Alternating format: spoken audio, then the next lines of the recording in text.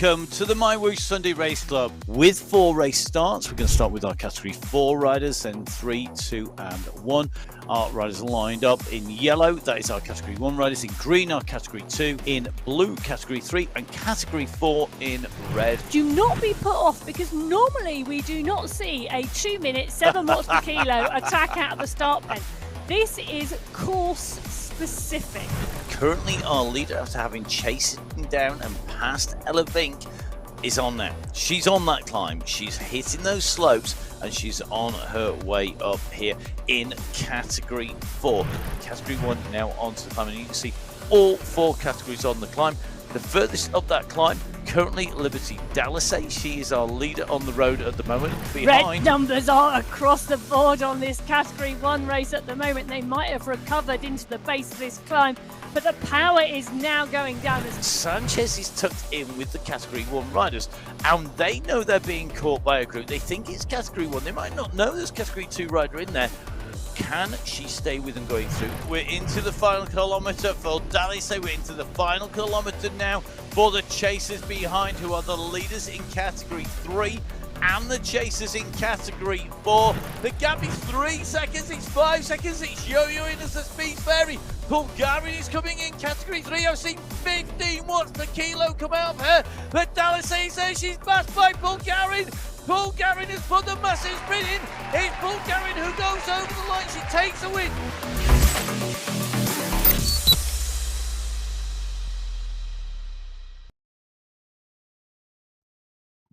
Hello and welcome to a bonus qualifier. It's bonus race because it's qualifier race number 4. Yes, we've got 4 qualifiers instead of our usual 3. Do you know what? That makes me very happy. It doesn't take very much sometimes, but this is a really big bonus for me. It's great to be with you once again. I'm here, bringing you all the action. My name's Matt Payne, and I'm going to be here with the person who has got all the stats, all the details, races, rides, talks the talk, walks the walk, occasionally rides the ride as well. It is Emma Martin. Emma, welcome to the studio, as always, for a Sunday Race Club. Hello and welcome to our viewers. Hopefully there's some new viewers out there today, so hello and welcome on board. We are here for qualifier race number 4, as Matt says, for the Sunday Race Club. It's an extra Sunday month. It is an extra Sunday month, and as an extra special treat, we're going to make our riders race really hard as usual. Well, actually, the course today is fabulous. So we are heading to Alula onto the Heritage Climb today. 35 kilometres of racing and 425 metres of climbing. So slightly less than we have seen on some of our other courses this month. Along the way, we have 6 200-metre sprint segments, and then that final climb is a Category 3 climb today, 4.2 kilometres in length with an average gradient of 5.6%. But take a look at that profile of our final climb. It is very stepped with constant bumps and drops and flat sections on the climb. So this, for me, is actually a high power climb. We are going to see riders attack on this. That's my prediction today, Matt. Cool. In early with the predictions, clearly riding high on the wake of the Tour de France predictor competition that we've been playing along with. But we will go to that a little bit later on. For me, key part here, early stage, coming out, we have a couple of rises, and then we have got quite a large lump climb on the way through as we go in. Now, 4 categories, yellow, green, blue and red, categories 1, 2, 3 and 4 respectively.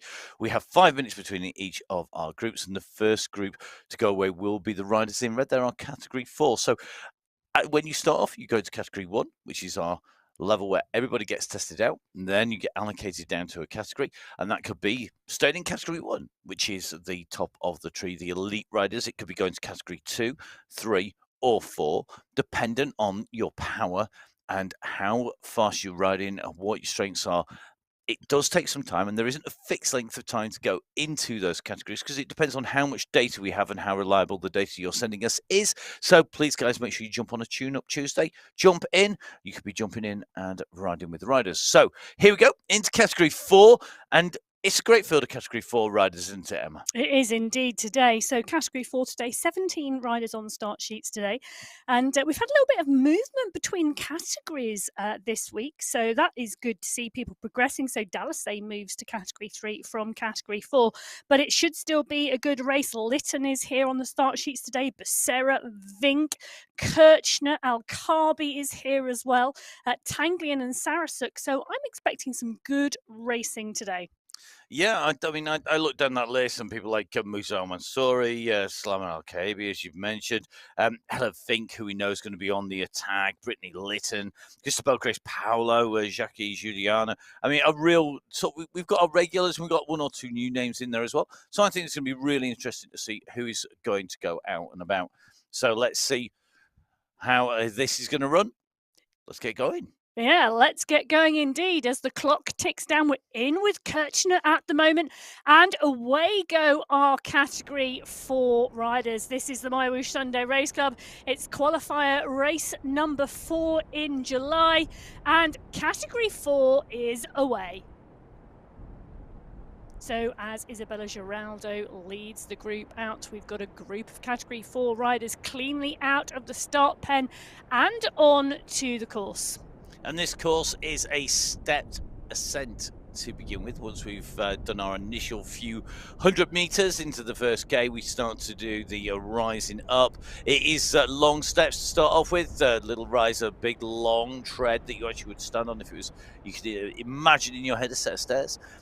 But then we go on to a slightly bigger rise. But the scenery here in the Alula course, really cracking. A little bit drier than it is currently in the UAE because the team at MyWhoosh were telling us it's 53 degrees, but it's really humid at the moment. Whereas at the moment, for our riders, hopefully they are not too hot and sweaty. They just warmed up nicely at this point because you want to get the muscles running, you want to suck up the oxygen, you want to get away cleanly, but you don't want to be dripping in sweat at this stage. Well, let's remember our riders are riding all around the world today, and at any point in time today as well, because whilst for us here in the UK it is currently 8:46 a.m. in the morning, for others around the world it will be afternoon, evening and even nighttime. I do know of riders who are up at 2 a.m. or 4 a.m. to ride the Sunday Race Club. So regardless of what time it is for you and where you are in the world today, welcome to the MyWhoosh Sunday Race Club. The women are underway and they are up and riding.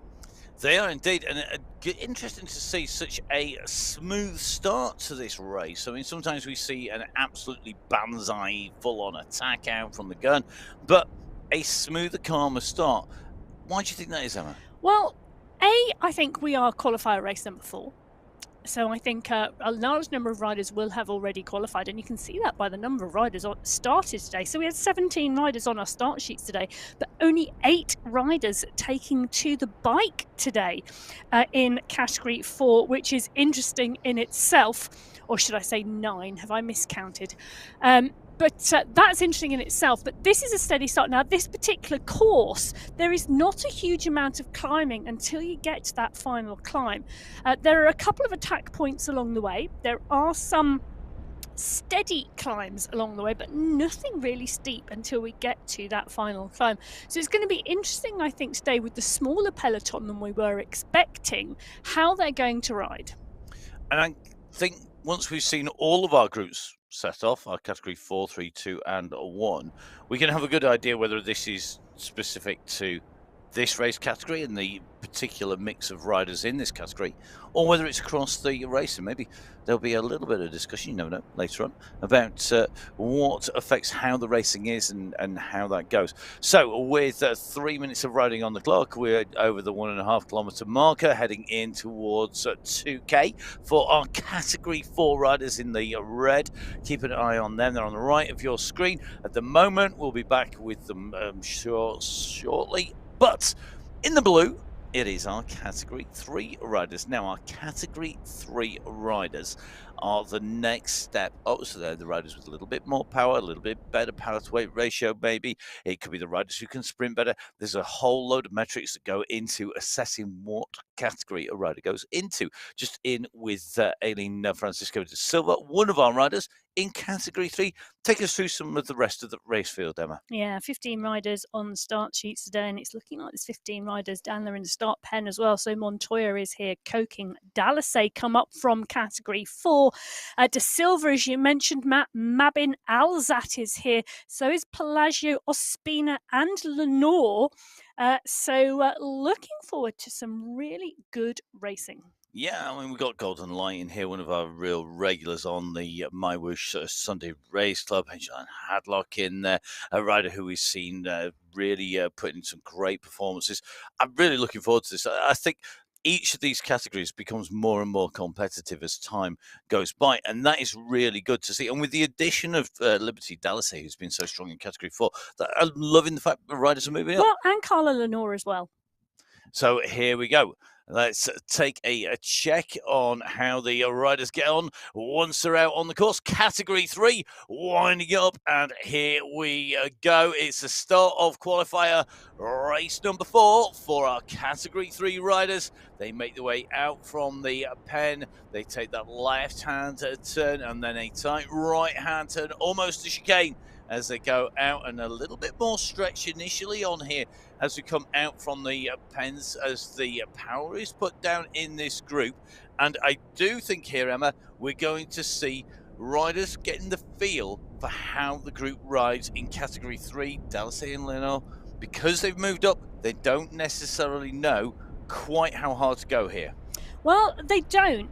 But the way to test yourself is always against stronger riders. Now, Lenore has had a first and second this month in Category 4. Dalasay has also had top 5s in Category 4 as well. So it's going to be really interesting to see how they perform today in Category 3. But as we can see already, coking Category 3, she is well known for her early attacks and going large at the beginning, and she is doing that again. 6.8 watts per kilo. This is a sprint attack from Mary Joyce. Coking, we know she's not as strong in the climbing at the end, but boy is she going, and Emily Mabin is following her. And Emily Mabin is a really strong sprinter. She's got a massive kick on her. She has the power to kick, close. She'll jump on board, no doubt, and then see how this goes. Now, this is really aggressive riding, very different from Category 4 out from the gun. And it may well be that riders who haven't got such strong climbing abilities compared to their sprint or their power on the flatter or the faster sections will want to actually rip this up nice and early. Yeah, it'd be a really, really steep climb. We mentioned it's not a steady state climb like we see in Colombia, for example. This is a real kicker of a climb coming at the end, this heritage climb.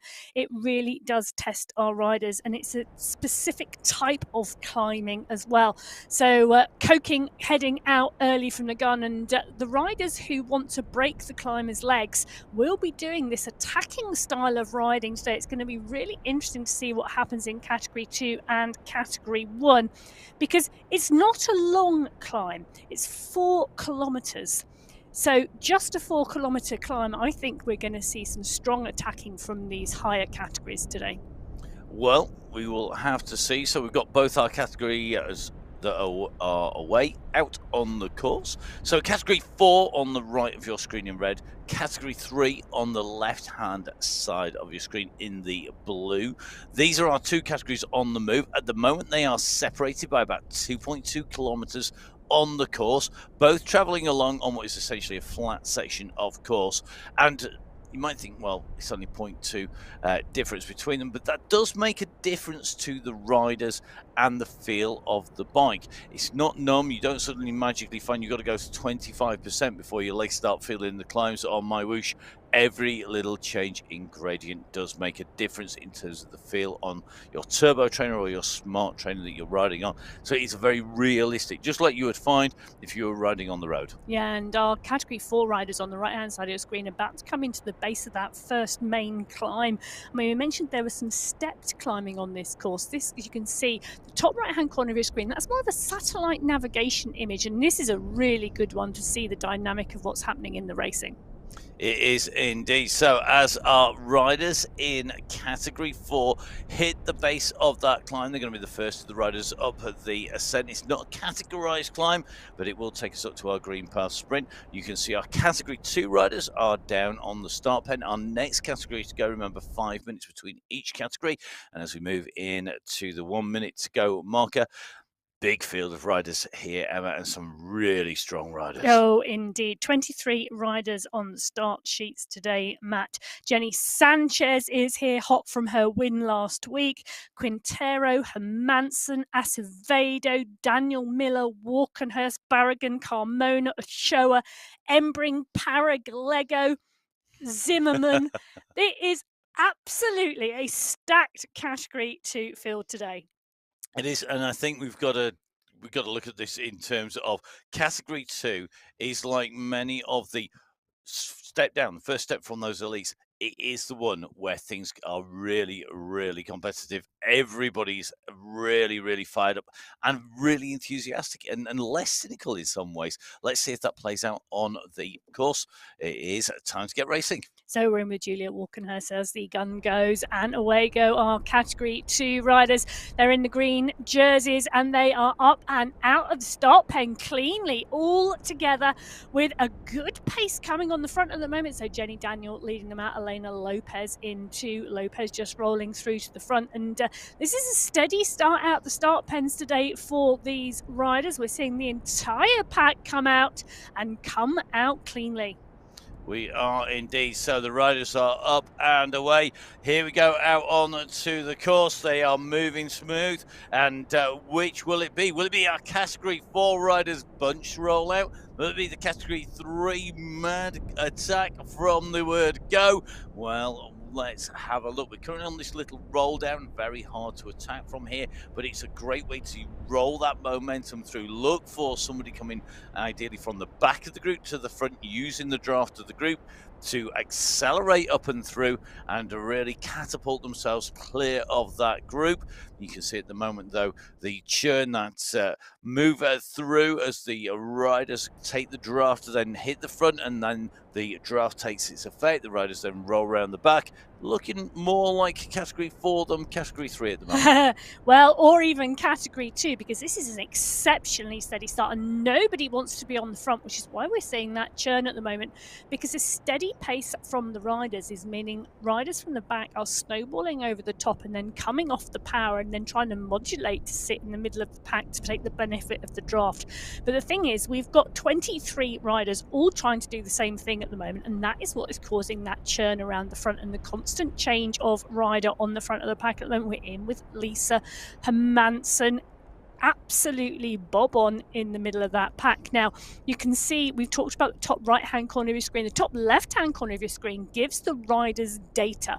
So we're in with Hermansen at the moment. You can see she's doing 133, 195, 166 watts. When the color is what is in green, that indicates she is in the draft. When it's black, it indicates she's not taking the benefit of the draft. But you can see that number constantly changing at the moment as she tries to manage herself within the pack. But interestingly enough, she is the first rider to have enough of that very, very steady start. She wants to get the race underway, and Julia Walkenhurst wants to go with her. And Walkenhurst are no stranger to the front of the race. Neither is Jenny Daniel. Martina Arahek, another of our riders who's pushing on very strongly, and another regular up on the front. And this is where we start to see the gaps. Now, this is where we'll tell very early on who is here today to race and who is here to ride. Not necessarily the same thing, very, very different. And for me, I think you can do both on the Sunday Race Club, dependent on what you want out of that, and that is very much rider specific. But for me, I'm not one to go ride very much, but give me a race every time, even if it is just to the coffee machine. Well, I think Ella Vink was on the coffee machine very early today. 6-second gap for Ella at the moment. Ella known for her attacking riding, particularly from the word go on the run in. If we've got a climb at the end, you can almost certainly see Ella Vink on the move early. She's doing that, and we have seen solo attacks from the very early kilometers work in the Sunday Race Club. It does happen, and there is something riders have to be aware of. And Ella Vink is very, very strong. Will today be her day? Well, category 4 is often a very aggressive category, Matt, as we've seen before. Often we see breakaways go from category 4 quite early on in the race.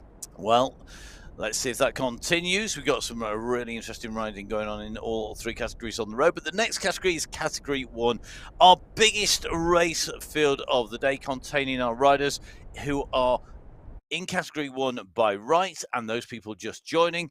And we've got some really strong riders. I mean, it's a bit like reading the phone book to read you all of the riders.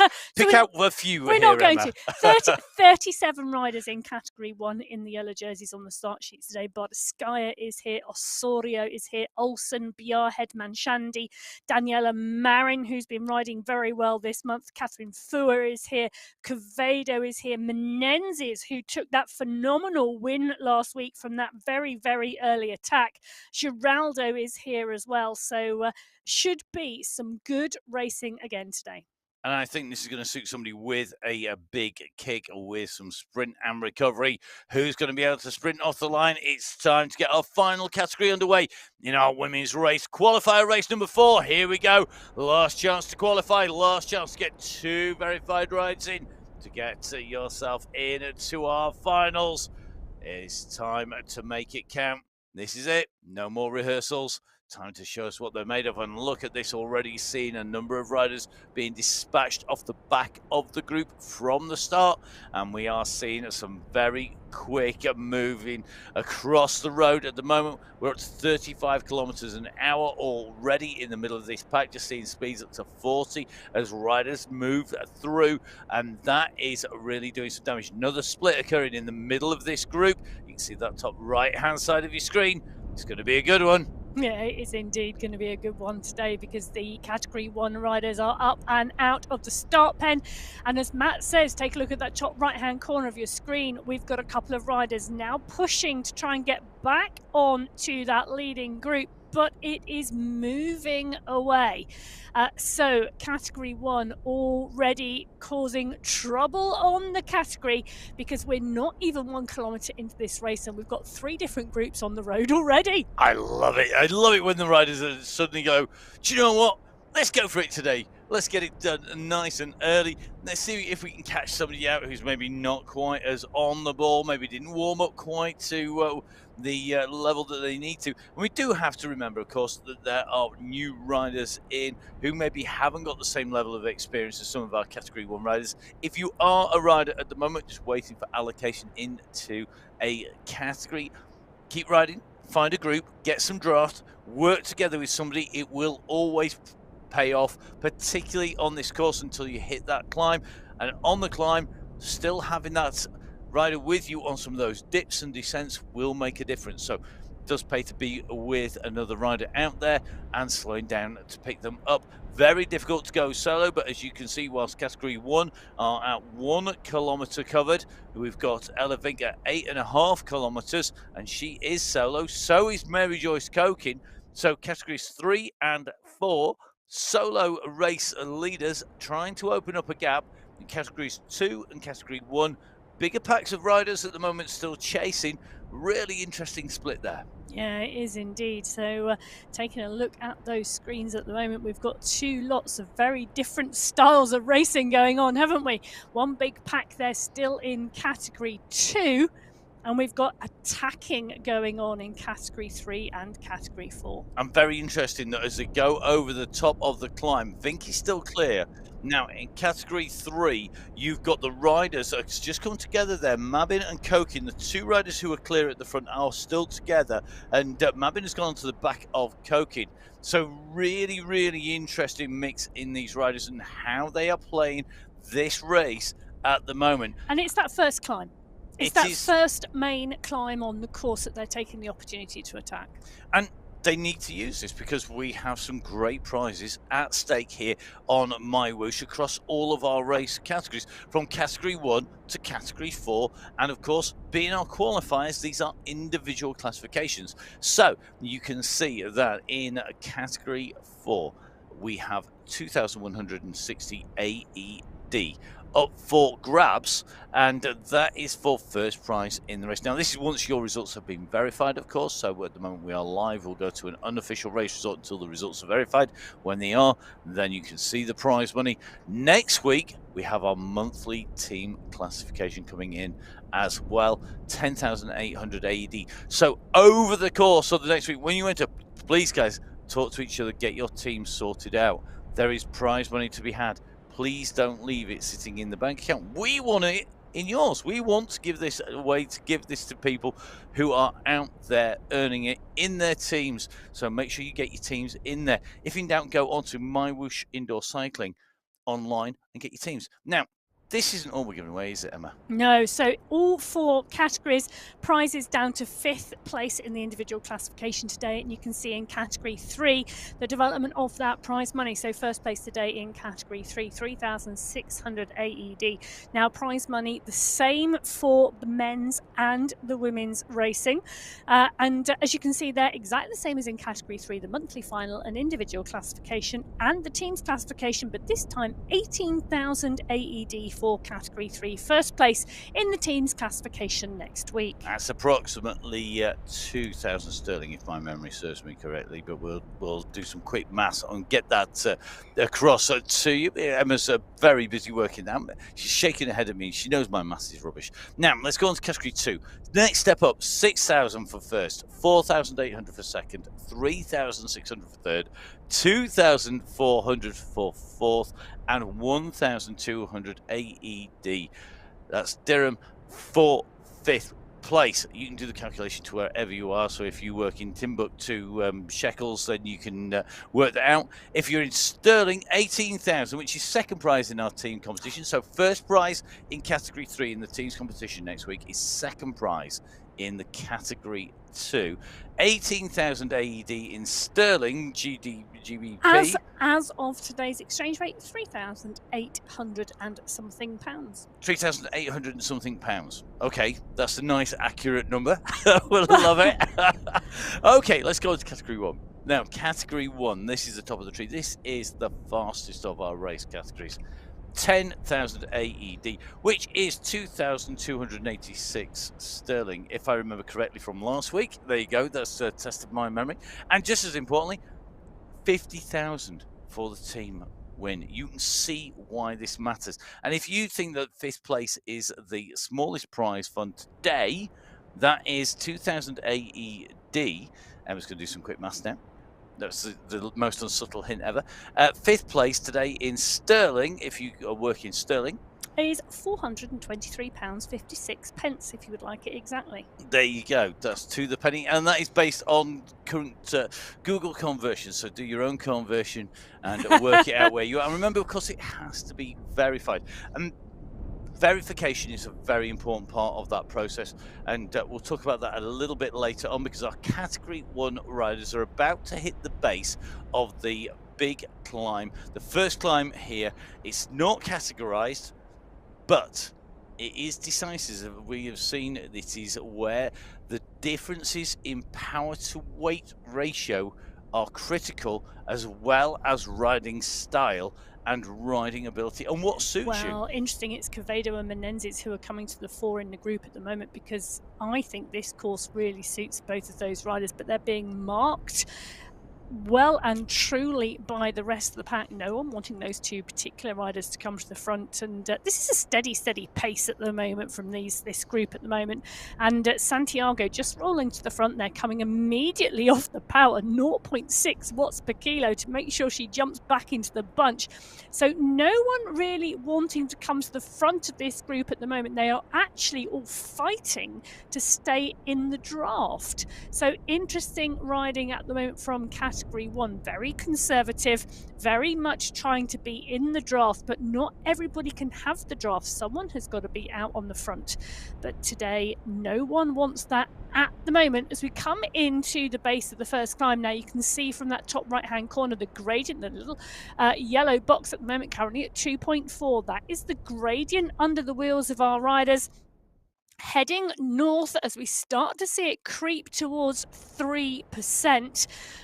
Still nobody on the attack here. So this category 1 group riding very differently at the moment to categories 3 and 4, because this is where we saw the attacks come in those groups. So category 1, top left-hand side of your screen, big group. Category 2, top right-hand side of the screen, big group. Category 3, you can see the big group on your screen. They are your chasing riders. Category 4, they are your chasing group of riders. Now, in 3 and 4, the chasing groups of riders have already been diminished. Remember, the race fields get bigger as you go up. So categories 1 and 2 were bigger race fields than 3 and 4. And that means there is more bodies to chase. There's more people taking the draft. And the pack has a bigger power than the smaller packs. Bigger the pack, bigger the power. Less effort you have to put in, more of you taking the draft. It does work very much in favour of the pack when you've got a big pack. However, the riders up the road know that. They've all experienced riders that we've seen. Mabin, Kokin, Vink. They know how this game works. They know how to play and race and to get what they want out of it. And what they want out of today, because of course we've got to remember that different riders have different tactics and different targets at different times in the year. We see that time and time again. Well, taking a little look here, this is our category 3. This is a leading pack in category 3 at 10.6 kilometres. In fact, actually, it's not. Take a look on the right-hand side of your screen. That is Mary Joyce Coking and Emily Mabin, the 2 riders clear. And take a look how far clear they are. So I'm looking at that, and that is around 750 metres that Coking and Mabin have on the rest of this chasing category 3 group. Now, Pelagio is in there, Hadlock, Jose Zabala, Montoya and Dalasay, as well as De Silva. So the chasing group on the left-hand side of your screen, the leading group of 2, Coking and Mabin, right-hand side of your screen, and it's Coking who is continuing to push on. Mabin just slightly distanced, 2 seconds behind. You can just see her in that shot, and that's because Coking, she's putting another attack in at the moment as they start to transition onto the next climb, but it's only a gentle climb. It's not categorized. Currently the gradient only 1.6%. And I'm questioning the wisdom of attacking and pushing on and leaving behind somebody on a course where we have these rises and falls, but I'm reluctant to even call it a climb, really. Yeah. It's a rise and a fall for me, and that means, I mean, look at the speed, 30 kilometers an hour here, 30 kph, you're leaving behind somebody who can take the draft. Now, even if they only take a little bit, that's not good, news. Losing that power on the way through, very, very tricky. So I think I would be waiting, trying to get the group. And yes, you lose time if you feel that you can push on. But are you going to make it? And that's a calculation, really. Only the riders, because we only get a snapshot of what the riders are up to. It may well be that it's just not going to work together. There's some combinations of riders that just can't make it work and make it tick together. Now, across category 1, you can see that we have got still a relatively big pack of riders in here as we come up to the top of that climb. We're coming up to 6.5 kilometers very shortly, and that will take us up over the top. The steeper, lower slopes have gone. We're onto the very gradual run to the summit and the plateau. And got to say, this group, the numbers that are coming out, it's steady. They haven't changed. It's a very conservative pace. They came out of the start pen steady. They are 6.5 kilometers into the race, and it is still a very steady leading pack. Maria Alzat's heart rate 121. Shall I go for a coffee whilst we wait for it to go up? Because I have to say, 121 is low, isn't it, Emma? It is indeed, and we are seeing the fact that this group are just literally rolling around the early stages of this course. They put a little bit of a stretch in at the start and lost a few riders out the start pen, but pretty much since then, it's a case of the group riding round together, but nobody wanting to be on the front. Everybody, as soon as they get to the front, comes off the power and wants to sit in the draft and take an easier ride to, I think, that category 3 climb at the end.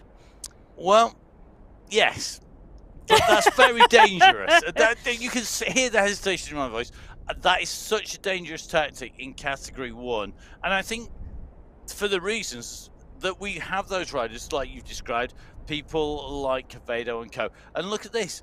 This is reflective of what's happening. So this is the Green Pass Sprint. This is the first 200-meter snapshot of the racing. Now, if this was a Grand Tour or similar, maybe you would find that there was a sprints competition for a green jersey.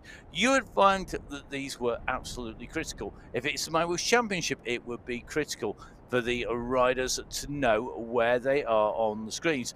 But the pace through there shows that Category 2 are absolutely pinging at the moment. We can see at the moment the time through there of Jenny Tan, one of our real regulars in the MyWhoosh Sunday Race Club, 16.990 seconds. Now, Tan was clearly pushing on. She was 2 seconds faster, nearly 2.5 seconds faster than Zimmerman and Barragan, nearly 3 seconds quicker than Miller Acevedo, nearly 3 seconds quicker than Marin and Lopez, and the majority of that Category 2 bunch. So, very interesting that the pace is pretty steady away, and this is why Tan is quick, because she's chasing. She's currently in deficit behind the riders. Now, if the riders are looking at each other, great illustration here. Jenny Tan is sat at a pace. She's holding and tapping out a rhythm. Her pace will be consistent because there's no need to speed up and slow down. She can ride at what is a good pace for her, at a power output, at a heart rate which is consistent. Whereas if you're in a group, you have to watch all those riders. You will slow down, you will speed up, you'll be checking their pace, you'll be watching for attacks, you may be pushing on yourself, you may be then resting. Because of all that, that pace will jump up and down. And that means it's generally slower. You'd think it'd be good. It's not. It's generally slower. There's more rest and more looking around than there is attacking. That's also true here. This group are not attacking. They're not going anywhere. They're just riding around steady for everybody. I've just seen a 1.9. I can't see anything over 3 watts per kilo. No. These guys are literally just riding around steady at the moment. So the fastest Category 1 rider through that sprint came through in 25th place. Now, what? I know, but it's not really that different because, you know, the Category 1 pack came through that segment in just under 21 seconds, which is not really any different to the majority of the Category 2 pack, which were around 19 to 20. Okay, maybe a second slower, but pretty much steady, you know. But the Category 1 they're definitely are moving capable slower. of more. Oh gosh, of course they're capable of more. You say that like that's a given, because some days they don't give more. They're capable of it, they don't give it. We'll see what comes out when it comes to the end. I think one of the key things for me here is using, I think when you get to qualifier race number 4, because we are cyclical in terms of the race, and we have qualifiers, and then we have our final. Now, on the final, everybody tends to give it absolutely everything, in part because they've got their teams that they're playing for, that they're racing for, that they are part of, and that they are trying to work for. And nobody wants to let their teammate down. It's just not human psyche. But each qualifier, the riders settle into it. They get to know who's around them, and they tend to know what they want to do in those qualifiers. And I think when we have a 4 qualifier month rather than the 3, the 4th qualifier is much more cynically ridden, stroke smartly ridden. Because you can't be, it's a misphrase, the best rider, the winner, is not always the one, in fact, he's rarely the one who puts out the most power. It's the one who's put out the least, who's ridden smartest. And this, by definition, is riding smart, saving energy, using it where you want, playing to your strengths. Mary Joyce Coking, Ella Vink, everybody knows who's ridden, who's been watching, those 2 riders are going to go on the attack, and their strength is to go hard and build a gap going into the climb. Well, I think there's also something else at play in qualifier 4, and that's the fact that riders may well be counting on the fact that some of our regular riders have already got their qualifying races in and may not be here today. You know, we talked about the fact that there were 17 riders on the start sheet in Category 4 today, but 9 riders to the start line. So riders, you know, if we are thinking, you know, in some of these riders will be thinking that people have already got their qualifying races in, so may well be doing something else today and not riding the Sunday Race Club, and that there is an opportunity for new riders to take the win.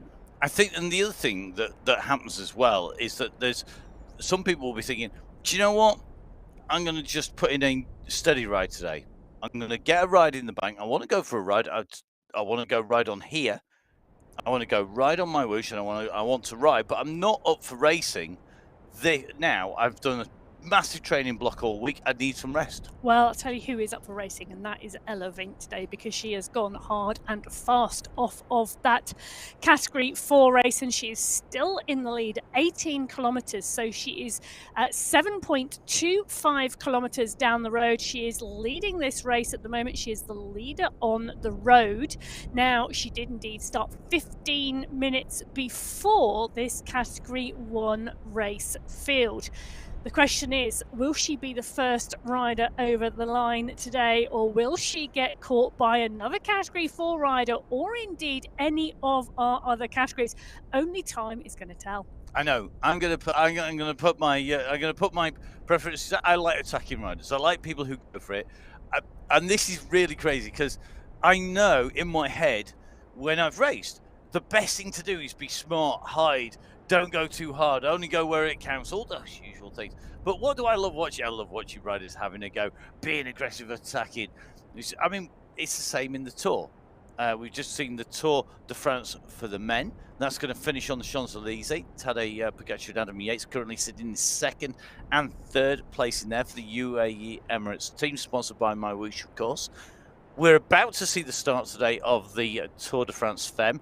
So that is the women's Tour de France with the UAE ADQ team in there. And what I absolutely love, and what I've really loved with the racing, I think the race scene and the teams are so much more. There's more joie de vivre. There's more love of life.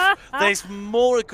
There's people prepared to take a chance. The cynical sit and ride at a pace hasn't happened. And guess what? We've got an attack now coming off the front of Category 1. Somebody's decided they are going to do the same. Enough hanging around, enough waiting. We'll tell you who it is. Who is it? It's Karut Quevedo. Wow. Now, that is a rider who does need to play to her strengths today, because this course, as you said, could suit her. Well, indeed. And it could indeed suit her, because Quevedo is very, very strong. She's got real high power, and she knows how to kick and when to kick. But take a look at that. She's been marked, Bardeskaya, Engström, Fua is in there as well. So is Olsen, all pushing on at the moment. And Jacina Menezes is here today as well. Now, she rode really, really strongly last week. I think she'll ride just as strongly today. But let's take a look, because they've just gone through the second of our segments. This is the Old Town Sprint now. 200-meter segments, and it's Jenny Tan from Category 2 who goes through fastest. Again, she really is on the chase. 17 seconds going through there. Angie Para, Category 2, 20 seconds in second place. And then another Category 2 rider. We've got Prado from Category 1 just slipping in the middle there, because otherwise the top 12 is completely rounded out by Category 2. In fact, the next Category 1 rider, Geraldo Arraias, in 19th place. Yeah, so Tan, again, the fastest up on your screens at the moment, holding a steady state pace, going through very quickly. But well, look at who's that behind coming. her. Look who's coming. That is the Category 1 leading pack. They are about to sweep her up, and the pace on the front of that group has picked up, and that's Geraldo Arraias who's pushed on. Quevedo is doing the chasing, but now just coming back off that pace a little as they storm past over the top of Tan. Is Jenny Tan going to kick hard and try and go in? She is. She's just put in a bit of a sprint there at 5.6 watts per kilo to try and get into that group, because if she can get into that group, she can take the benefit of the draft from them if they continue to move at a pace that is good for her. Well, let's see what's going to happen. Who is going to push as they come past? And you've seen a little bit of a dig go in there, but a great response from Tan. Tan looking to stay in there. Has she managed to do so? You can see there's been a pickup of pace from Tan, but she's unfortunate that the riders use the potential for confusion to squeeze on at the front as well in Category 1, and it may well be that is the downfall of Tan, and it's Julie Sanchez who's gone on the attack here. So Sanchez looking for the opportunity to maybe break clear here as we just come to the top of one of the little rises here in the Alula world. As she comes up over there, Sanchez using that to her advantage, and we haven't got 2s and 3s. She's at nearly 6 watts per kilo on this big push as she goes clear. Now this could break the group down, but we're not seeing a breakaway of 2 or 3 or 4 riders. We are seeing a squeeze on now. Karut Quevedo wants to go across. She's seen the opportunity here. She knows that Julie Sanchez is strong on the climb. She's a good pace rider, and these two could be a very dangerous pair, and I think the bunch is reacting to that. Yeah, absolutely. And the bunch are reacting to that because Quevedo, Sanchez, Biarhead, Menendez, Giraldo, Arias, Fua.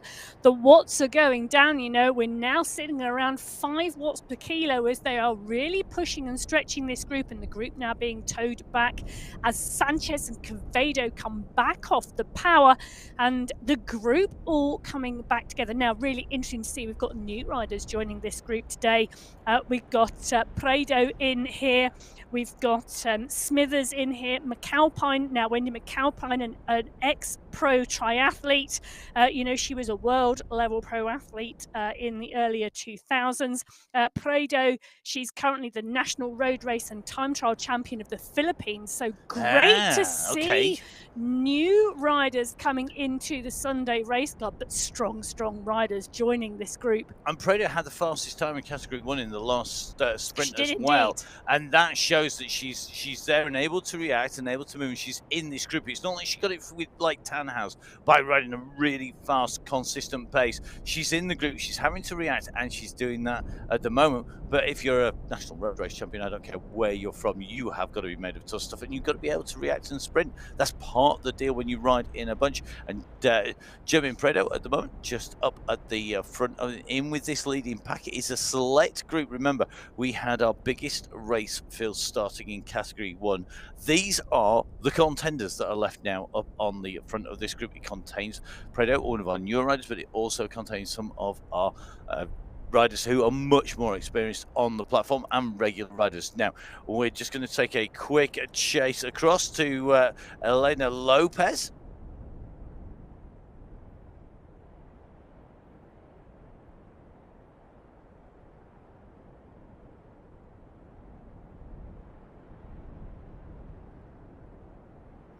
So just in with Elena Lopez at the moment, and you can just see she's really pushing the front of this group. The group is no longer a big ball of riders across the road. Lopez squeezing through there over the top of the climb, and that is one of the key tactics. Push over the top of a climb section into a descent, pick up the pace on the downhill whilst the others are on the climb. A little bit further back, you can open up a decent gap on the way through, but didn't work this time, but it has made other people react and, of course, expend energy. And that is partly why these riders are on the attack. Now, they are already on to the descent on the far side. We're just in with Prado now, that rider that Emma was talking about, going over the top of this climb and going into the descent. Remember, the steeper slopes on the ascent and descent are on the initial climb and drop down. And as you can see, the riders just are making their way over the top here.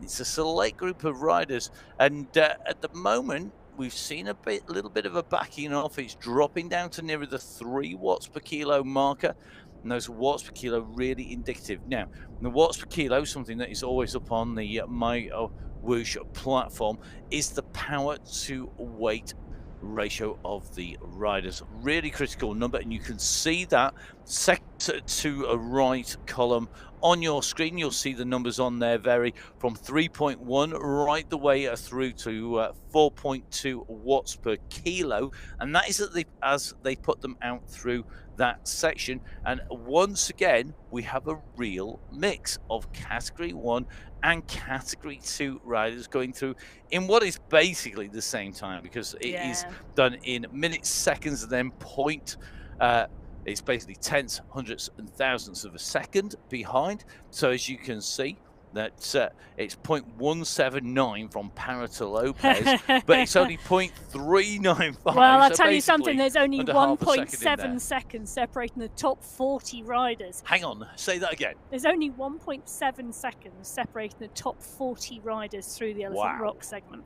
Wow. And that Elephant Rock segment, just going to dive into the course. Excuse me, I'm just going to do a little bit of sightseeing. Elephant Rock, if you haven't seen it, go on to things like the Tour of Alula. You'll be able to find some of the feeds from the teams on the UAE team on the YouTube channels. Have a look at it in what is effectively real life on something like YouTube. Give it a Google. Then go ride on Alula and go ride around there. It's a really nice course actually that you can use. It's a really great loop that includes the Elephant Rock. It's exactly the same. It's not some made-up graphic. This is not somebody invented by somebody who decided, oh, do you know what, we're just going to make up a... It's real. It exists. It's a real place, and it looks exactly the same. And do you know what? It's my bucket list of places to ride just gets bigger and bigger with every single world that we get on MyWhoosh. I must admit, prior to MyWhoosh, I hadn't thought of riding in Colombia, but I'm loving the scape and the variety of surfaces and places on the planet, and the same here. Well, Mary Joyce Coking is loving this course today because she's worked her way up into 6th on the road, and that up ahead is the chase group in Category 4. Now, Ella Vink is well and truly down the road from them, 2 minutes down the road with the attack, but you can see the pace of Vink. She's time trialling at around 3 watts per kilo. The group ahead currently sat at around 2 watts per kilo. They are only 4 seconds now from Mary Joyce Coking, the leader in the Category 3 race. She's continuing to push on, and I think she's very, very quickly going to be up onto the back of that group, and it's going to then be interesting to see what they decide to do, whether they are going to wait for her and then jump on as she goes up and over the top, or whether she's going to take a little breather and sit in with them. Well, did I mention the word breather and Mary Joyce Coking? You did, and you can just see the response coming. So watch the red jerseys. Now, is anybody going to make the most of this? It's Becca, who at the moment has thought to try and go with her. She hasn't quite made that stick, but Geraldo's now joined as well, and they want to go with Mary Joyce Coking. Coking is pushing here. I don't think she wants to take them with her. I think she wants to be able to focus on her ride, because you saw those watts per kilo go up to 4 watts per kilo, and again at 4 now. I think she wants to be able to sit and ride. She doesn't want to tow those riders through and across, and she is just really putting them under pressure, and this could split this group up, and the group are going to have to make a decision. Do they try and go with Coking for as long as they can, risk pushing themselves in the red, or do they settle in? And Coking, I think, is making that decision for them. 4.8 watts per kilo as she moves across now along on this slight drag, and this is where the better power of the better categories, the bigger numbers, pay off. And you can see now she snapped that elastic. The gap has gone. The riders behind have settled back down to their 2.5 watts per kilo, and Coking now, she's got the gap, has dropped from 5 watts per kilo to 3.5 to 4, and you are seeing that gap. It's been established. She's gone through. Now let's talk gaps here, Emma. Not the sort of gaps that you can ride through, not the sort of gaps that happen when you have a badly fitting bit of kit. It's the sort of gap that you need to get onto the climb and take the win. How much time does Mary Joyce Coking need over the chasers in Category 3? How much time does Ella Vink need over the chasers behind in Category 4? That is 2 very different conversations. So Vink is a very strong climber in her category. We know that Vink can climb throughout the MyWhoosh Championship. She did a phenomenal job. She didn't win the championships, but she was exceptionally strong, and she battled for the win, and she battled for the Queen of the Mountains. So Vink, for me, she's got 1 minute 50 so far. I think she's probably got enough. Coking, we've seen Coking lose more than 2 minutes on a climb. So going back to Vink, let's do Vink first. Ella Vink, when she was riding the championship, we saw some longer race distances and longer, steadier stake climbs mostly. This is not that. So does she need more time because of that? Because she'll lose more time effectively on the steep sections. Well, I don't think so. I think Vink will ride well today. I think she's been riding strongly. I don't think there is a particular effort from the group behind to bring her back. You know, there is now 9.2 kilometres left in this race for Ella Vink. The chasing group, she's got 2 minutes 10 seconds. So I think my money is on Ella Vink staying clear. Yeah, I mean, I would guess that it's going to be Vink who's going to go clear and stay clear, and I'm not sure I put money on it, but I think she'll be up there. Now, Kokin has gone, and she's got a gap. Do you think Kokin then needs more time because she's not necessarily as strong a climber as Ella Vink, or because Category 3 have more range to attack? I mean, Lopez here isn't being given any room in Category 2. No, I think there are different races playing. There are always different races playing out. We have 4 race starts from 4 different categories on the MyWhoosh Sunday Race Club, and we often see, even though all 4 of those race categories are racing on the same course each week, we often see 4 different races play out every week, and that is what we are seeing today. Whilst we're seeing on Category 3 and Category 4 a lone rider attack, you know, different races are going to play out. And we're seeing that because of this course profile. We start off with that first climb. We saw that action going up to the Green Path Sprint and off the other side, dropping down to the Old Town Sprint. Remember, none of our riders are, and you know, they're not approaching 30k yet, and that's where the main climb of the day is, a categorized climb, but it's only a Category 3 climb. It's not 10-15k long, it's not got massively steep average gradient, but it does have some steep steps. And I think the course, combined with the mix of riders, combined with the fact that we are qualifier race number 4, add into the fact that we've got movement in the categories, I think at the moment that is what's generating this sort of almost 2 different races. Category, the front of the race particularly, Category 1 is a group. Category 2 is a group because they regularly have raced together, and to be at that level, you know what you're doing in terms of battling it out. Category 3 and 4, you've got those gaps, partly because you've got these such strong riders who have been there regularly. I think we have more strength and depth today in Category 1 and Category 2. They are larger groups on the road. So Category 1 had 37 riders on the start sheets. Category 2, 23. The strength and depth was there. This week we've seen smaller race fields, particularly in Category 4, but Koking always does this in Category 3. She is a very aggressive rider at the start, and she always likes to ride really hard to get away, but she doesn't always stay away. So if you were a Koking style rider who wants to go hard, who wants to make this hard from the start, and you are in Category 1 or Category 2, have you just got no hope in heck of getting there? Or is there a way that you can actually impose your tactics on these guys? We've seen riders time trial off the front of Category 1. Jacina Menendez did it last week. She attacked really early. We had a course last week. We were in Australia last week on the outer loop for the women. And we know the climb pretty much comes mid-race on that race route. And then it's pretty much a downhill and a flat run into the finish line. Now, Menendez last week went hard within 1 kilometre. And by 2 kilometres, there was a gap. And she rode hard specifically because of the course. This week, the course is very different.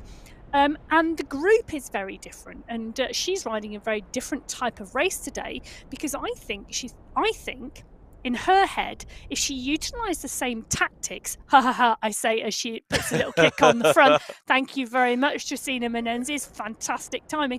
She puts a little kick in on the front there. But if she played the same tactics as she did last week on this course, it wouldn't necessarily work for her. No, I agree entirely, and I think that it's that. As you said, it's a combination of the course plus tactics, etc. And the course, almost because the climb is at the end, it stifles it. Whereas when we're on the outer loop course, because that climb's in the middle, you can use more people have their optimum terrain sooner. Well, and also last week's course, for me, the finish line is at the top of that climb, because if you don't go over the top of that climb with everybody else at the front of the pack, you're not going to be at the front of the finish line. But talking about being at the front, take a look at the Lonely Castle sprint mat. You know, that is Category 2 and Category 3 Mary Joyce Coking setting the fastest times through there. So 17 seconds, 0.868 for Elena Lopez, one of our Category 2 riders. And if I scroll down, it is again around 19.820 seconds for Category 1. And they're pretty much filling up the numbers from 22 down. And just as a reminder for everybody, it is the 5th of 6 sprints that all the riders have now in the lead groups have gone through, and that's at 21.4 to 21.6k. As you can see, they're currently at 22 of 35 kilometers to cover. So at the moment, this leading group, whilst we're not seeing aggressive moves off the front, they are moving pretty quickly, and at the moment they're moving quickly enough that the Category 2 riders are having to work, particularly on the climbs, to stay in there. They've not swept a load of bodies into there. They're still ticking along at a good pace, just not as fast as we know they can go. Now, Ella Vink, we've talked about Ella going on the attack. She's got 1 minute 40 on Mary Joyce Coking. She's got 2.5 minutes on the chasing group behind. Well, she's still got more than 7 kilometres on the leading group in Category 1. That is a huge distance, isn't it? And I think for me, as we go up onto the climb, and she's approaching the climb, she is at 29k. She now has to be careful, because we've seen Ella Vink go hard, and we've seen her get caught and passed by the group. How does she approach this? Does she sit and ride at 40 kph all the way up it? Does she push her heart rate? What's she judging her effort on when she hits that climb? What gives her the best chance of taking the win today? I think Ella Vink has to judge her climb pace on Ella Vink and what she knows she can hold. You know, and her heart rate is absolutely key for that. She will know what she can hold and what effort she can put in. She's got, 2 minutes 40 seconds now? That's a really long lead. She's coming up for 5.5 kilometres to go. She knows what pace she can ride at, and that's what she needs to do. She needs to almost ignore what's going on behind her and set her own pace. She needs to manage that very, very carefully. And Mary Joyce Coking, the same tactics really behind. You know, Coking has pushed on hard this race. I'm going to be surprised if Coking can hold the types of paces that she's utilised to get this gap.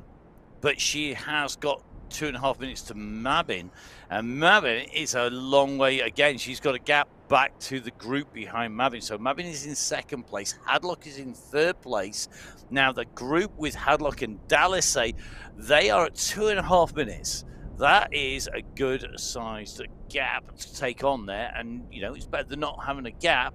I suppose to some degree it's how hard both Ella Vink and Mary Joyce Coking have pushed themselves into the red. Well, have they hit the red yet? Well, and we've seen riders hit the red. We've seen riders blow big style on the Sunday Race Club, head-to-head attacks, chases, you know, and we've seen those riders blow. Just looking at these riders now on your screen, left-hand side is your leader in Category 3. This is Mary Joyce Coking. Right-hand side, this is the chasing bunch. Sandwiched in between, you've got Mabin, who is just up the road from this group, but this is a big group of riders. And when you look at this group here, it is stacked full of talented riders who have got the ability to really go deep and go hard and really close that gap down, but there's got to be the will, and they've got to not be too tactical about this. Now, just seeing Aileen Francisco go off the front here of the group. So at the moment it is Aileen Francisco de Silva who is pushing the pace up. You can see that her bars across is in yellow and red on the right hand side of your screen, and that was as she just squeezed up on that section, just pushing on, just really keeping that pace high. And this is where, when they increase the pace, they're closing the gap down on to the 2 breakaway riders. But the moment if they sit up, if nobody else takes up the running, that pace goes off, and then the gap will continue to open out. Now, back with Category 1, this is all about this group holding its pace, being calm. It's a bit like playing a game of poker. How long do they hold onto the cards? When do they play them? Well, it's Jesnia Menezes who's playing a card now. She's just coming up over the top of the climb, and yet again, you can see these riders, they know how to ride this platform. Kick over the top of the climb. Minimum amount of effort expended for maximum gain. If you're going to put a kick in, put it either at the start or at the very end of the climb. Over the top of the climb is when you can open the gap. Sanchez, 8 watts per kilo in answer to that move by Menezes. All the rest of the riders, though, they are well aware of this and they are kicking on. You can see it's one long line at the moment, but it's coming back together again. Are they going to sit up? Are they going to continue to push? When do they ease off? Julie Sanchez in that white helmet up on the front. Interesting to see who's marking her out. Quevedo quickly on there. Bjarhed, Engstrom, all right on the heels there. Another kick again, going once more. Yeah, now for me, this is really interesting because we've got less than 10 kilometres to go now in this Category 1 race. And the strength and depth of this field, I think it's going to be really, really hard for anybody to get away here because of the quality of the riders in this leading pack. You know, they have I'm going to say this, I can't remember if I'm going to say this, they've pretty much had a 43-minute race warm-up. Well. And they are all capable of 10 kilometres absolutely eyeballs out. So trying to get away from this group now is going to be really, really hard. I would agree entirely. And I think one of the things we always see is if it goes hard from the gun, it's hard all the way through. At the end, it doesn't get any quicker. In fact, sometimes it actually goes slower as everybody blows to pieces. However, if it goes steadier to start off with, it can really explode at the end. That gonna have to do that on the climb. Elevink currently onto that climb. The climb starting at 30.3k. So Elevink is currently 1 kilometer into the climb. Mary Joyce Coking is currently about half a kilometer into the climb, chasing behind. She's trying to close down on Elevink and become the first rider on the road to maximize her gap. But really interesting looking at the two climbing styles here. They're both lost revs. They're both dropping down 66 revs per minute. Pedal cadence for Elevink, 54 for Mary Joyce Coking. And for me, I would want to see those rev ranges a little bit higher, using their fitness that has taken them away rather than necessarily the power that it is demanded by pushing a big gear. Well, what's really interesting is the segment of climb that Vink is on was just kicking over 10% when you were looking at that cadence, Matt. For Coking, it was around 6%. Yeah. So actually, I think it's Coking whose gear is big. Yes, I mean, it accentuates what's going on. It really does. Yeah. Now, well, look at this. Well, I think Emma was absolutely correct here.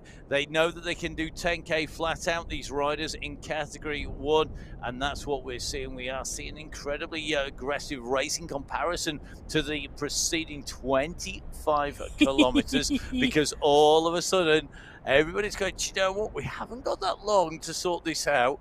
Are we going to leave it to the climb? Where are we going to push? And there's nerves at play here as well, I think, because everybody knows it could get quicker and quicker and quicker coming into that climb. Well, they don't want to ease off. This is why I was having a little giggle, because these had just come up on my screen.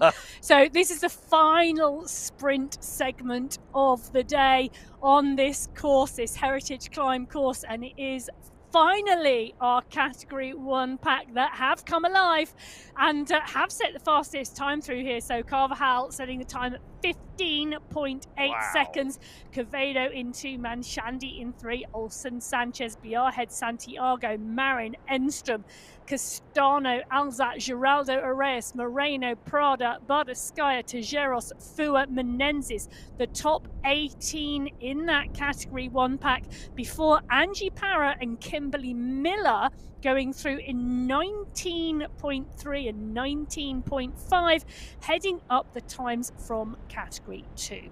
So Category 2 on the right of your screen, Category 1 on the left of your screen, the two fastest groups on the road at that last sprint. As we start to see the groups go into the expected order in terms of pacing, as they go through that sprint, as they line themselves up for the climb. Category 2 currently about 800 meters, now 700 meters away from the base of the climb, going up the Heritage Climb. The Heritage Climb itself, remember, it's that stepped profile, that shape that gives you steeper ramps. There's some drops, there's some flat sections in there, and the climb banner will come at 500 meters to go. So we will have a time for the climb and a time for the race overall, and positions therein. A couple of just interesting things, just looking through those results on that last sprint, Matt. So 18 riders in the leading group in category 1, 20 riders in the leading group in category 2.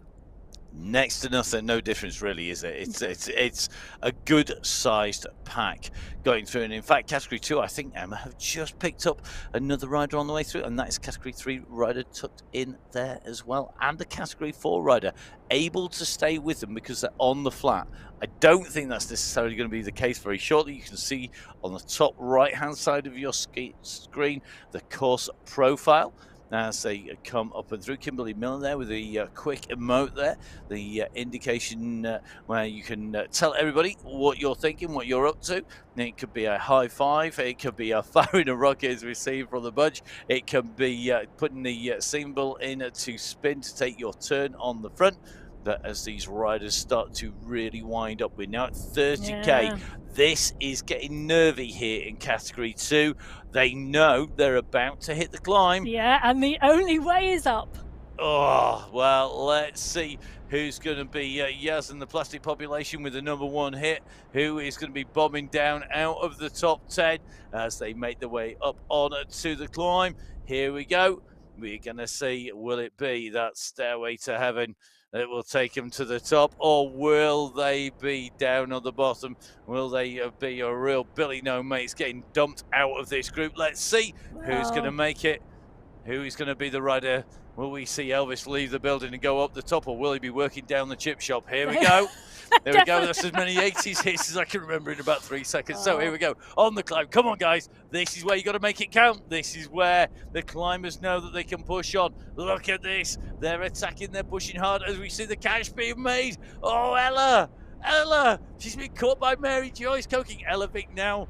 She's been caught now. This is where the response has to come. She's got to use this, but be careful. She can't go too far in the red. No, you have to remember, these are individual races. Vink is not racing Coking. Coking is leading the Category 3 race, which is a different race to Vink's Category 4 race. Vink's competition is Mia behind her.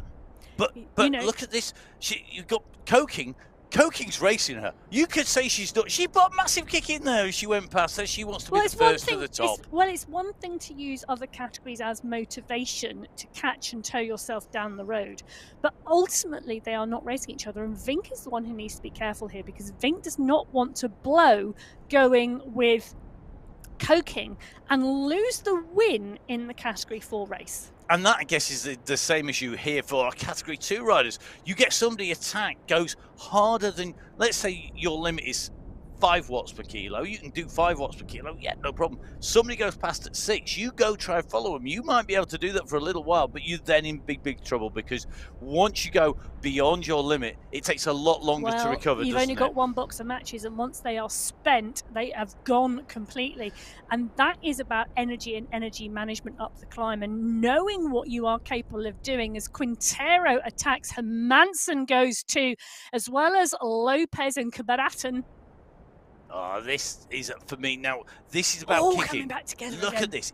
You've got to kick. You've got to kick, and it's about, I love this climb. I've ridden up this climb here in Alula, the Alula Heritage Climb, and I love this because it's not steady state. It's not about be all calculating and sit on the numbers. For me, it's about being able to push hard, ease off, be able to push again, know how hard into your limit, and really discover where you are. That is exactly what this type of climb is, Matt. This is not a steady state time trialist climb. This is an attack, rest, attack, rest, attack, rest kind of climb. I love it. And that is what is going to be so interesting, because as we said, 18 Category 1 riders coming into the bottom of the climb together, 20 Category 2 riders coming into the bottom of the climb together.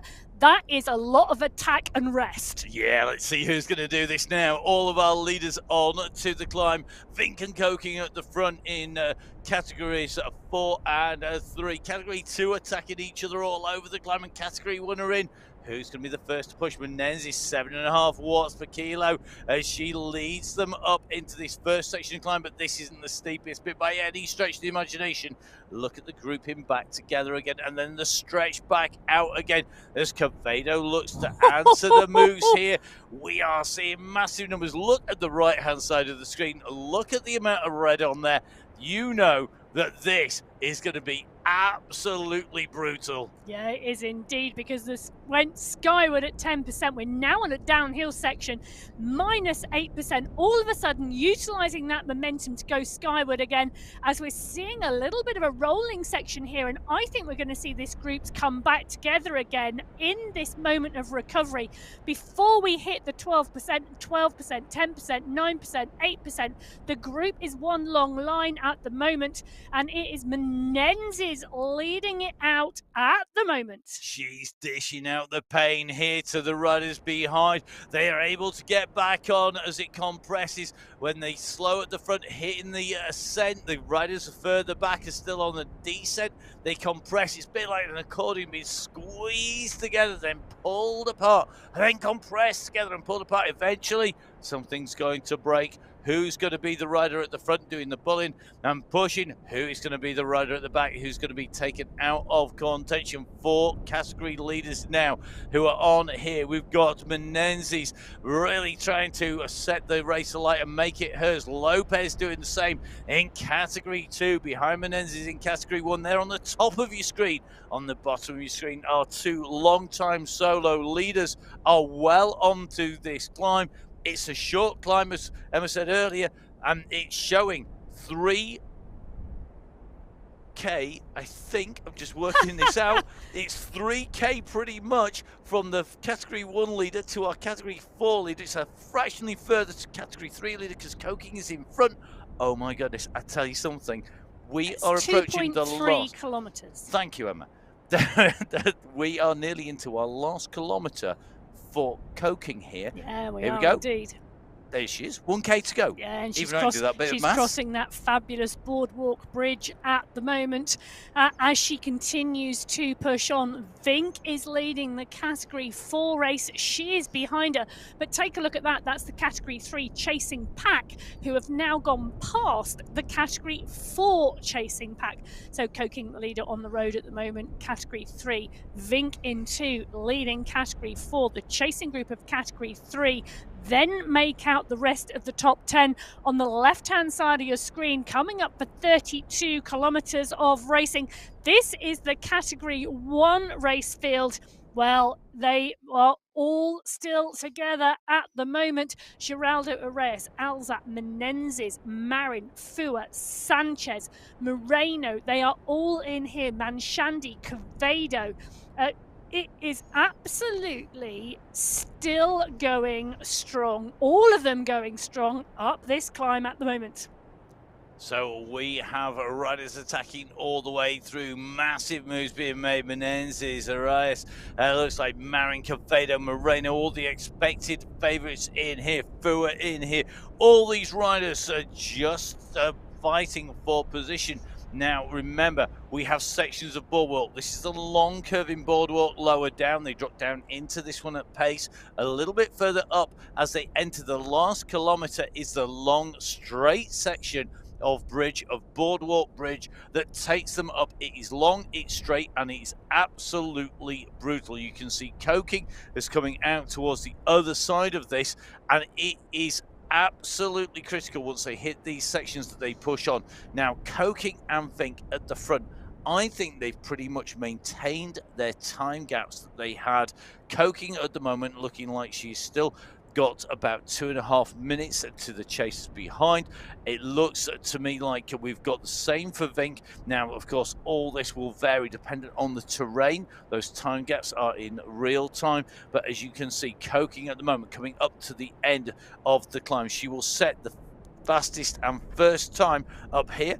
Always good to be the first person up to the top. Emma, what time has Coking done up the top of the climb? Have you got a time check yet? As soon as Emma gets that, I think we'll be Emma's going to be diving in with that. We've got Vink on that long section of boardwalk, still chasing behind. Menenzi and Koa on the way up, but at the moment, You can see that Mary Joyce Coking has got 400 meters to the summit. It is 700 meters at the moment for Ella Vink. These riders still continue to push as they come up, but they have done an amazing job. Early breakaways by Mary Joyce Coking and Ella Vink have both paid off so far. Vink can start to see the banner coming up in front of her for the end of the climb. You can see that Coking is on her way up to the top of the race in its entirety. And I think I'm going to win the race here to get the climb first. It is going to come up 14 minutes 3.9 seconds for Mary Joyce Coking coming through. My screen refreshing first. That makes a nice change. Indeed. Well, it is indeed. Ella Vink is coming up to that polka dot banner. You're very quickly about to see her time up the climb as well. It's not going to be as quick as Coking's, but she's going to set a strong pace up there. So as you can see, your race leader at the moment is Mary Joyce Coking. She's got the right-hand turn and the run to the line to go. Ella Vink is chasing on her way up the climb. She's trying to make her way in fast enough to get the result here. So here we go. This is Coking on the right-hand turn. She's got the gap on Vink. Vink, I think, underneath the polka dot banner now. Yeah, what's that time? Is indeed. Well, a gap 2 minutes 50 seconds on that climb. Well, as we take a look at Mary Joyce Coking, she can see the banner now. She has ridden away from the Category 3 group. She caught Ella Vink, the leader, on the road. Mary Joyce Coking takes the win on Category 3 on the MyWhoosh Sunday Race Club. It's qualifier race number 4. And shortly back down the road, Ella Vink is going to take the win, I think. I'm putting money on it right now, in the Category 4 race. Emma with the safe bet there, going up. Ella Vink coming through behind, but look at this. We've got a new fastest time up the climb coming from the chasers in Category 3. I think it's going to be Becca with the polka dot jersey on our screen who's going to have the fastest time up that climb. We're just waiting for it to refresh to try and get you those times.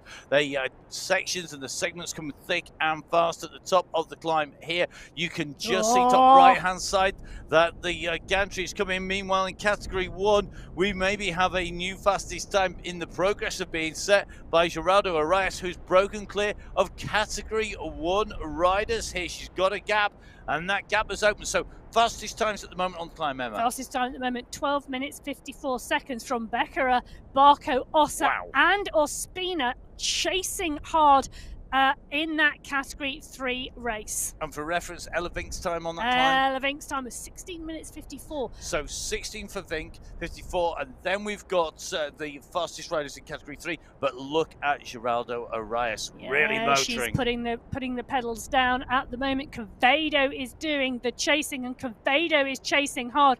You can just see that black helmet of Quevedo in your shot at the moment. That is the group she's been towing up. Alzat is there. Olsen is there. You know, these riders, look at that pack. They are coming in with 800 meters to go, Matt. And it is still a group.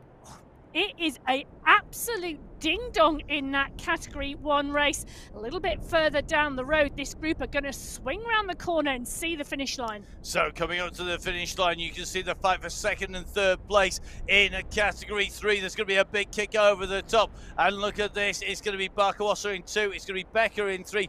Ella Vink is taking the victory in Category 4. She goes over the line.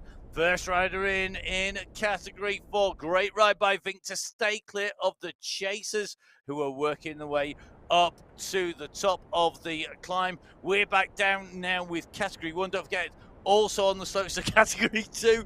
It's all happening, it's all kicking off, and all our riders now coming into the finish. You can see the leaders in Category 2 on the right of your screen. They've got about 200 meters on Category 1 who just come underneath the climb. They'll set that fastest climb time without a shadow of a doubt, but now it's all about that run into the finish. Right hand side of your screen, it's Category 2. Left hand side of your screen, it's Category 1. It's Maria Alze who's now on the attacking Category 1, but look at the move going over the top. Liliana Moreno, will it be Moreno's day? Will she take this out? Will Menezes take this? Will it be Marin? Will it be Quevedo? Who's going to have the big sprint? They're all together. Meanwhile, this is category 2. It's the run for the line. Well, look at this. I think Emma predicted it earlier on in the show. Jenny Sanchez is going to take the win. She timed that to perfection. She went clear.